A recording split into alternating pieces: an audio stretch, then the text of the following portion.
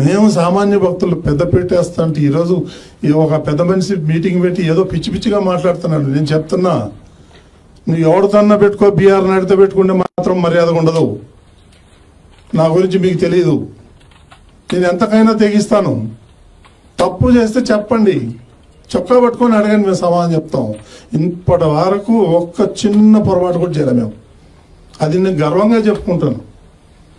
పిచ్చి పిచ్చి మాటలు మాట్లాడుతున్నారు, వింటున్నాం కదా అని చెప్పేసి మా మీద దాడి చేస్తారు. నా మీద దాడి చేయి, పర్వాలేదు, నేను ఛాలెంజ్ చేస్తా.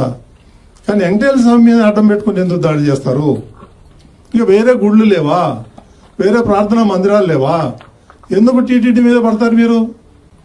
దీనికి ఒక చిన్న ఎగ్జాంపుల్ చెప్తా మీకు. ఏదైతే సిమ్స్ హాస్పిటల్ ఉందో అది నష్టాల్లో నడుస్తుంది కొన్ని ఏళ్ల నుంచి.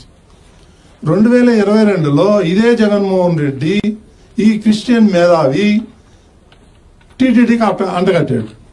దానికి ఇప్పుడు 140 కోట్ల సంవత్సరానికి గుండి డబ్బులు పోతున్నాయి. అంటే వాళ్ళ ఉద్దేశం ఏంటంటే ఈ టీటీడీని అప్రతిష్ట పాలు చేయాలి, మళ్ళీ టీటీడీని అప్పుల పాలు చేయాల. ఈ కరుణాకర్ రెడ్డి పెద్ద డకాయిట్, అవినీతికి రారాజు, అవినీతి అక్రమాలకు ప్రెసిడెంట్. ఆయన మాట్లాడతాడు అవినీతి గురించి. ఎక్కడో 30-40 కిలోమీటర్ల దూరంలో అవుట్స్కర్ట్స్ లో ఆయన వెంచర్లు వేస్తే ఆ వెంచర్లకి టీటీడీ సంబంధించి సిమెంట్ రోడ్లు వేస్తాడు. అట్లాంటి వాడే మా గురించి మాట్లాడేది. పెద్ద గజ దొంగ. వెళ్తాయి టీటీఆర్ బాండ్లో, పోతారు లోపలికి, జైల్లోకి వీళ్ళందరూ. ఈ లాస్ట్ టైం వాళ్ళ పీరియడ్ అయిపోగానే 1600 నుంచి 2000 కోట్లకి టెండర్లు పిలిచి 10% 15% తీసేసుకొని అవార్డు ఇచ్చేసి వెళ్ళిపోయాడు.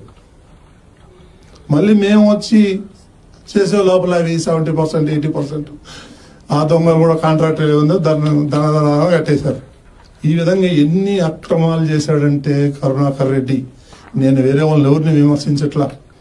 ఎంతో కొంత మిగిలిన అధ్యక్షులందరూ కూడా ఎంతో కొంత అందరూ దేవుడికి సేవ చేసిన వాళ్ళే, వాళ్ళు నేనేమంటలే. ఈ ఏదైతే గజదం ఉన్నాడో కరుణాకర్ రెడ్డి అనే రాస్కేల్ ఎవడైతే ఉన్నాడో వాడు తిరుమలని భ్రష్టు పట్టిస్తున్నాడు. ప్రతిదీ పొద్దున్న లేస్తే సాయంత్రం దాకా వాడు అని కొడుకు ఇద్దరు దందాలు తప్ప వేరేదేం లేదు అక్కడ. వాడు పెద్ద బీరాలు రమ్మంటాను ఛాలెంజ్ చేస్తారా? నీ ఆయంలో ఏమేమో అవినీతి జరిగిందని నేను ప్రూవ్ చేస్తా. ఇదంతా క్రిస్టియన్ బ్యాచ్, దొంగల బ్యాచ్. ఇది కన్వర్టెడ్ క్రిస్టియన్. ఒరిజినల్ క్రిస్టియన్స్ ఎవడు మన జోలికి రాడు. ఒరిజినల్ ముస్లిం మన జోలికి ఎవరు రారు, హిందువుల జోలికి. వీళ్ళంతా కన్వర్టెడ్ క్రిస్టియన్స్ కాబట్టి వాళ్ళు ఇష్టం వచ్చినట్టు మాట్లాడతారు. మేము పడాలనా? మాకేం అవసరం? మేమెందుకు పడతాం? తిరగబడతాం. ఇది ఆన్ రికార్డ్ నేను చూపిస్తాను. ఇదే కరుణాకర్ రెడ్డి దొంగ రోజుకి 5000 6000 టికెట్లు ఇచ్చాడు. కింద తిరుపతిలో పెద్ద మాఫియాలాగా దుకాణం పెట్టేశాడు. వాడొక దుకాణం, ఆయన కొడుకు ఒక దుకాణం, ఆయన భార్య ఒక దుకాణం, ఆయన మరదలు ఒక దుకాణం. టికెట్లు అమ్ముకొని పాపం సొమ్ము తినేసి వాళ్ళు ఈరోజు తిరుమల గురించి మాట్లాడతారు. ఒక్కొక్కరు తవ్వితే ప్రతి ఫైల్లోనూ అవినీతి. ఇందాక చెప్తాడు గోశాలలో గోవులు చచ్చిపోయినాయి. ఎవడు గోశాలను నడిపింది? నీ మేనమామ హరినాథ్ రెడ్డి కదా ఇన్ఛార్జి. ఆయనే కదా గోవులు చంపింది, నువ్వే కదా చంపించింది, నీ మేనమామే కదా ఆయన. స్టాంపేడ్ గురించి మాట్లాడతాడు. స్టాంపేడ్ ఎవరు? అక్కడ కూడా ఇన్ఛార్జ్ హరినాథ్ రెడ్డి, ఒక డిఎస్పీ నీకు చెంచా. వీళ్ళిద్దరు వల్లే కదా, వీళ్ళిద్దరే సస్పెండ్ అయ్యారు కదా. ఈ హరినాథ్ రెడ్డి ఎవరు? నీ మేనమామ కాదా? నువ్వే చేయించావు స్టాంపేడ్. అది మా మీద దోస్తావు. నీ చరిత్ర ఎంత ఉంది ప్రతి ఒక్కరికి తెలుసు. రాష్ట్రంలో రైళ్లు తగలబెడతావు, దొంగ ఓట్లు కర్ణాటక నుంచి తమిళనాడు నుంచి తీసుకొస్తావు, దొంగ ఓట్లు వేపిస్తావు, దొంగ ఓటర్లు చేపిస్తావు. నీ చరిత్ర నువ్వే పెద్ద గజ దొంగవి. మా గురించి మాట్లాడే అర్హత 1% కూడా లేదు నీకు. తస్మా జాగ్రత్త. సభ్య సమాజం తలదించుకునే స్థాయిలో మాట్లాడడం జరిగింది. ఆయన తనను తాను పొగుడుకోవటం ఎలా ఉంది అంటే, తన కాళ్లను తనే మొక్కుకొని దీర్ఘ సుమంగళి భవ, దీర్ఘాయుష్మాన్ భవ అని దీవించుకున్నట్టుగా ఉంది. ఇతరులు ఆయన్ను దీవించాలి గాని నువ్వు చాలా గొప్ప పనులు చేసినావని ఆయనకు ఆయన పొగుడుకొని తనను తాను దీవించుకున్నాడు.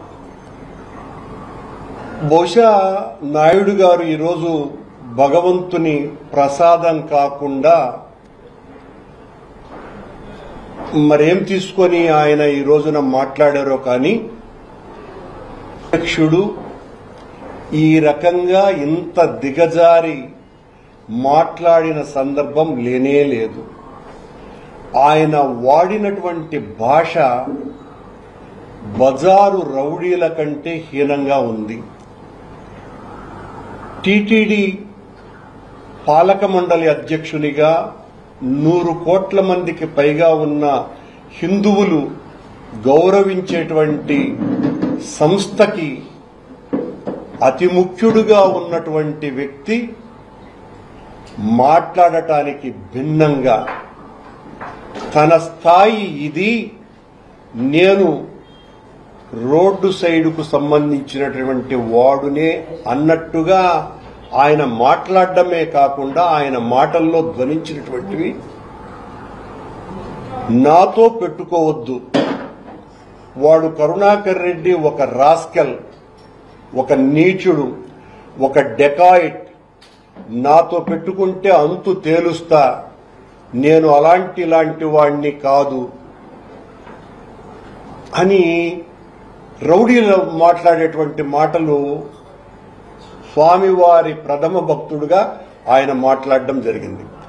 నేను గతంలో గోవులకు సంబంధించి జరిగిన తప్పిదాన్ని ఎత్తి చూపినప్పుడు ఆయన దానిని సమర్థించుకోవటానికి కరుణాకర్ రెడ్డి అనేవాడు ఒక మనిషే కాదు, వాడు మనుషులకే పుట్టలేదు, మనిషి జన్మకే అనర్హుడు అనే అప్పుడు కూడా అభ్యంతరకరమైనటువంటి మాటలు మాట్లాడారు. నేను ఆ రోజు కూడా ఆయనను ఈ వ్యక్తిగతంగా ఏ రకంగానూ కూడా నేను దూషించి మాట్లాడలా. నేను టీటీడీ అధ్యక్షుడిగా ఉన్నప్పుడు రాజకీయ ప్రసంగాలు చేసినటువంటి సందర్భం కూడా లేదు. ఈ రోజున ఆయన మాట్లాడినటువంటి మాటలు మా నాయకుడు, మాకు అత్యంత ప్రీతిపాత్రుడు, కోట్లాది మంది తెలుగు వాళ్లకు ఎంతో ముఖ్యమైన ఆరాధ్యనీయ నాయకుడైనటువంటి జగన్మోహన్ రెడ్డి గారి మీద, వారి శ్రీమతి భారతి గారి మీద కూడా చాలా దూషణ పర్వాలు ఆయన చేయటం జరిగింది. బిఆర్ నాయుడు గారు తను టీటీడీ అధ్యక్షుడిగా మాట్లాడినారా లేకపోతే బజారు రౌడీగా మాట్లాడినారో నాకు అర్థం కావటం లేదు. బహుశా ఆయన ఏమన్నా రాజీనామా చేసి నా అసలు స్వరూపం ఇది అని ఆయన ప్రసంగం ఏమన్నా సాగించినారేమో. బహుశా ఆయన రాజీనామా ఇంకా బయటికి రాలేదు కాబట్టి టీటీడీ చైర్మన్లు అయితే అలాంటి భాష మాట్లాడేటువంటి అవకాశం లేదు. ఆయన తన ప్రసంగంలో చాలా రకాలైనటువంటి మాటలు, మేము ఈ డెకాయిట్లలో మా మీద అనేక రకాలైనటువంటి ఆరోపణలు చేసి వీడికి 2 సార్లు ఇచ్చినారు టీటీడీ అధ్యక్ష పదవి, వీడు మొత్తం అంతా కొండనంతా కబళించేసినాడు. నాయుడు గారు, మీ ప్రభుత్వం వచ్చి దాదాపు 1 సంవత్సరం 3 నెలలు పైగా అయింది. మీరు అంతకు ముందు ఆరోపణలు చేసినారు, ఇప్పుడు ఆరోపణలు చేస్తూనే కాలం గడుపుతున్నారు. నేను గౌరవనీయులైన మీకు ఒక ఛాలెంజ్ విసురుతున్నా. మీరు నా మీద ఏదైతే ఆరోపణలు చేశారో ఆ ఆరోపణలన్నింటి మీద సిబిఐ చేత ఎంక్వైరీ చేయించి నా మీద దోషిగా నిలబెట్టి శిక్ష వేయవలసిందిగా నేనే కోరుతున్నా, అది నిజమైనప్పుడు. లేకుండా ఊరుకూరికనే అన్ని ఆధారాలు నాకుండాయని కాసేపు అంటావు, ఆ తర్వాత ఆధారాలు లేకుండా జాగ్రత్త పడినారని అంటావు. నీ ఇష్టం వచ్చినట్టుగా మాట్లాడి ఈ రకమైనటువంటి గూండాలాగా ప్రవర్తిస్తే సమాధానం ఏం చెప్పినా, నేను నా అంతటి వాడే లేడు, నేను దేనికైనా తెగిస్తా, నీ అంతు చూస్తాను అంటే నాయుడు గారికి నేను చెప్తున్నా, మీలాంటి వాడితో పోరాడటం అంటే నాకు చాలా ఇష్టం.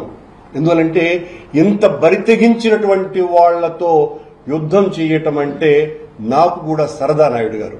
ఎందువల్లంటే ఎవరితో వాళ్లతో మాట్లాడి వాళ్ళని గురించి విమర్శించడం కూడా కరెక్ట్ కాదు.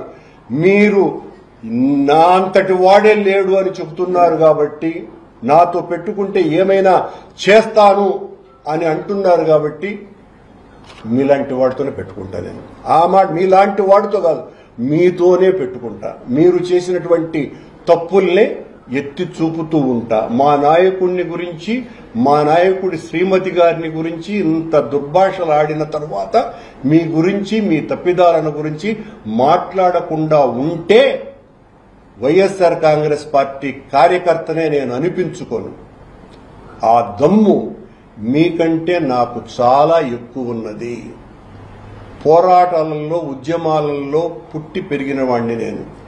మీరు చేసేటువంటి ఆ కుహనా విమర్శల్ని కూడా చూసి నేను భయపడి, అయ్యో బిఆర్ నాయుడు గారు అంటే ఆయన మొత్తం ఒక పత్రిక లేకపోతే ఒక ఛానల్కు అధిపతి, చాలా బలవంతుడు, వేల కోట్ల రూపాయల అధిపతి, ఆయన నన్నేమైనా చేస్తాడు అని అనుకుని భయపడతాను అని అనుకుంటే అది మీ తప్పిదం తప్ప మరొకటి కాదు.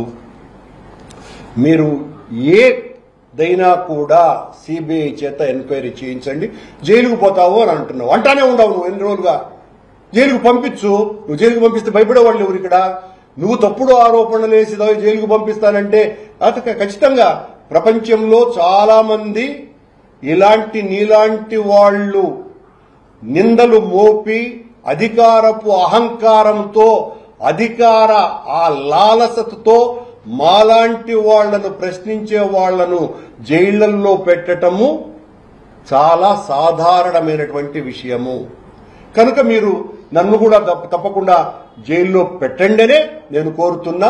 మీరు చేసినటువంటి ఆరోపణలు, మీరేదో 18 సంవత్సరాలైంది నేను ఛానల్ పెట్టి, నేను ఏ రోజు కూడా టీటీడీ మీద ఒక్క స్క్రోలింగ్ కూడా ఇవ్వలేదు. ఇప్పుడే మా వాడిని నేను చూసా, దాదాపు 35కు పైగా మీరు చేసినటువంటి ఆరోపణలు టీటీడీ మీద మా హయాంలో ఇప్పుడే బయటకు వచ్చినాయి. అవి రేపు మొన్నాడో మీకు కూడా పంపిస్తాను. మీరేదో చాలా శుద్ధ పప్పులాగా, మీ అంత భక్తుడే లేనట్టుగా, మేము క్రిస్టియన్లని, మేము నాస్తికులమని, భగవంతుణ్ణి దూషించినామని, భగవంతుణ్ణి కొట్టమని చెప్పినామని మీ నోటికి వచ్చినట్టుగా అశుద్ధపు మాటలు మాట్లాడి వెంకటేశ్వర స్వామి క్షేత్ర మహిమని, ఆ క్షేత్రం యొక్క గొప్పతనాన్ని దిగజార్చేటువంటి ప్రయత్నం చేయకండి నాయుడు గారు. అది చాలా తప్పిదము.